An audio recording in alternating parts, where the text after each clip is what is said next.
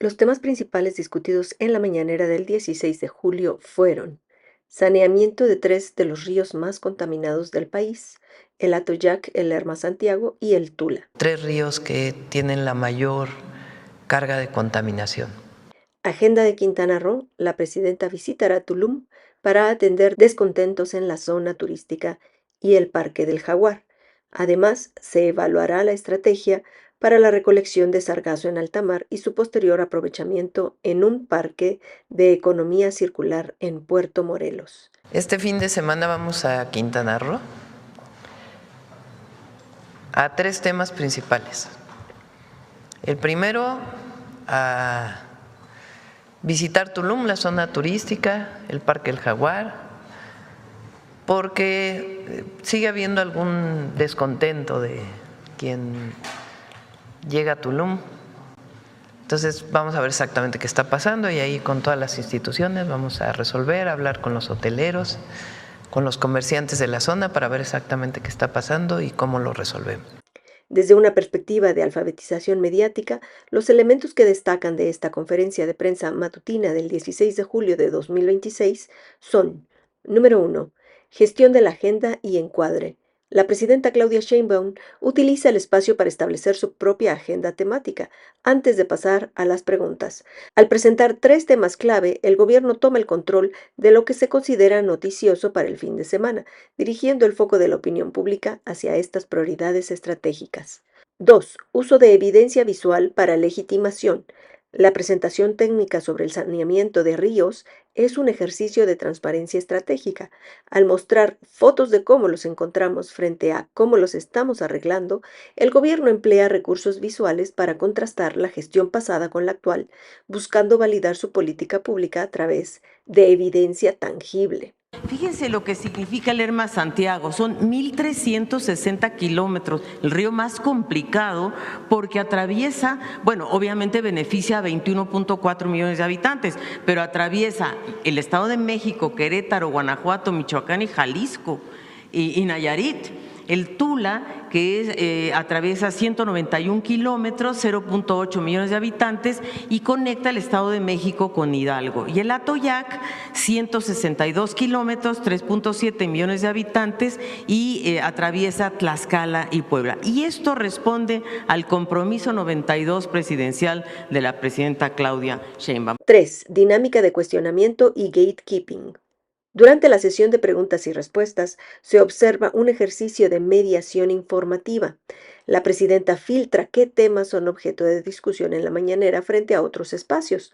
Por ejemplo, al rechazar la propuesta de crear vespertinas para debatir la reforma educativa, refuerza la idea de que la conferencia matutina es el espacio central y único de la presidencia, considerando otras plataformas de debate público como difusión de terceros. ¿Qué quieren los maestros? Que con la 22 decidamos cómo se va a evaluar a los profesores de todo el país. Pues no. ¿Quién tiene que opinar? Los profesores de todo el país, las maestras y los maestros. Sí. Entonces, por eso es escuela por escuela. Y tienen que participar no solo la gente, tienen que participar todas las maestras y los maestros del país. ¿Y cuál es la mejor forma de que lo hagan? Muy sencillo, en las escuelas. En las escuelas. Ahí es donde debe haber el debate. Sí, la propuesta es un diálogo donde haya la posibilidad. Pero no, es que no estoy de acuerdo con esa propuesta. Por eso, pero ¿por qué no estoy de acuerdo? Me dejara terminar el planteamiento, porque no me deja terminar y se lo digo. No, sí, porque me dices que aquí la gente en la tarde tenga un espacio en la mañanera o en la tarde, en la tardecera, ¿cómo se dirá? En la tarde, para que pueda debatir sobre el tema que nos… No, eso fue lo que propusiste. Si me planteas que aquí se debata con la gente, te digo no. Hay otros espacios para debatirlo. ¿Cuáles son esos espacios? Las escuelas. Entonces, la gente tiene su espacio de difusión. La Presidencia de la República tiene su espacio de difusión. Y la discusión de cómo debe evaluarse a los maestros es de los maestros y es decisión de los maestros y las maestras. Entonces, no habría posibilidad de que haya una exposición donde La se CENTE fundamente. tiene su espacio para debatir y para hablar públicamente. La Presidencia de la República tiene su espacio y hay un debate conjunto, ni siquiera ellos lo han planteado. Entonces, hay un debate, una plática, y cada quien tiene un espacio de difusión, de discusión, de debate. El reflector de aquí es muchísimo más poderoso Pues que el sí. que pueden tener ellos. Sí. Por eso era nada más este planteamiento. Entiendo ahora su respuesta y le agradezco que me haya dado la palabra. Gracias. Caso Ayotzinapa. La presidenta reafirmó su compromiso con la búsqueda de la verdad y los 43 jóvenes desaparecidos, aclarando que el GIEI ya no existe y que su gobierno mantiene un diálogo directo y constante con los padres y madres de los estudiantes. En primer lugar, el GIEI ya no existe. Eso es algo que es importante que se sepa. Sí, sí. No es lo mismo que sean contratados por el gobierno a que sean parte de la asesoría de una institución independiente. Nosotros le pedimos a la oficina al Alto Comisionado de Derechos Humanos en México que viera la posibilidad de incorporar estos expertos o a otros. La respuesta que tuvimos de ellos es que no serían esos expertos y que nos propondrían otros expertos. La oficina del Alto Comisionado de Naciones Unidas en México. Incluso de este tema hablé con el Alto Comisionado cuando estuvo en México. Sí nos podían ayudar a tener algunos expertos independientes que pudieran revisar la investigación que estamos haciendo. Entonces, para empezar hay ese problema. ¿Quién estaría? Porque no podría ser directamente el gobierno, ni tampoco pues las organizaciones de derechos humanos, que muchas de ellas pues ha habido desencuentros, digamos, con las opiniones e investigaciones que se han venido haciendo. Entonces, ese es el primer problema. Conocemos el informe del GIEI, lo he leído personalmente 2 veces, así como el informe que presentó en su momento Alejandro Encinas, que se basa en mucho con las investigaciones del GIEI. Pero el asunto aquí es la investigación o el giro o la nueva visión de la investigación que estamos haciendo, que está dando muchos resultados. No los podemos dar a conocer todavía por respeto a los padres y a las madres de Ayotzinapa y además a la propia investigación que se está haciendo. Nuestro objetivo es la verdad y la justicia y conocer dónde están los 43 jóvenes. Y estamos dedicados ahora con la fiscal Ernestina Godoy a poder llegar a la verdad. Entonces, no creo que sea el momento para entablar una discusión sobre este tema. No, sí, yo entiendo. Y no es por negarnos a hablar de Ayotzinapa, ni mucho menos, sino por respeto a las investigaciones y a los familiares. Sí, no pretendo tener una discusión sobre el tema. Es nada más respondiendo a lo que usted acaba de responder.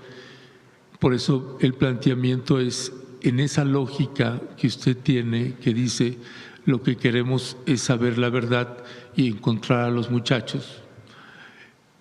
Poder tener en esa búsqueda un diálogo con Ángela Huitrago, donde tenga la oportunidad de la palabra. No sé si tenga más informes de lo que ellos ya pusieron en el informe de su comisión. Entonces, puedo hablar con ella, quizá es más importante que hable el fiscal encargado de este caso, ¿no? Para tener su visión de esta situación. O de más que situación, de este lamentable y doloroso caso de la desaparición de los 43 estudiantes de Ayotzinapa. Sí, los padres y madres de los normalistas estarían muy gustosos de que pudiera tener un diálogo. También ellos tienen cada uno una visión. Entonces, por eso repito, estos temas los vemos con ellos. Ya que haya un avance, podemos informarlo. Porque también ellos, hay algunos que lo piden, otros que no están tan de acuerdo, en fin. Entonces, por eso es por respeto a ellos, es mejor dar un informe posterior. Caso Brenda Quevedo.